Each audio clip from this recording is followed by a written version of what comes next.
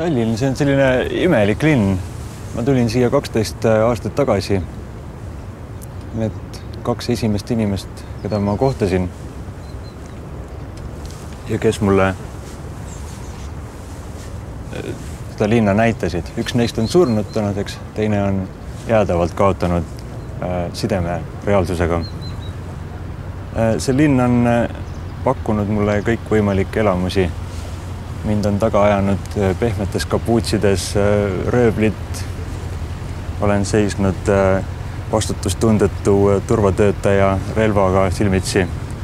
Olen kuulanud pehmes valges talves helituid tramme mööda sahisemas.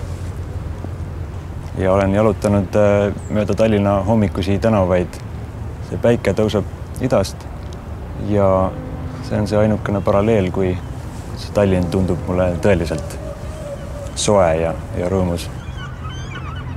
Aastaid hiljem tekkis selle korstnaga uus seos, nimelt filmis kuulus Vene filmirežissöör Andrei Tarkovski oma Stalkeri Tallinnas ja nimelt selle tsooni sisenemise stseeni. Tsooni, kus asub see ruum, kus täituvad kõik soovid.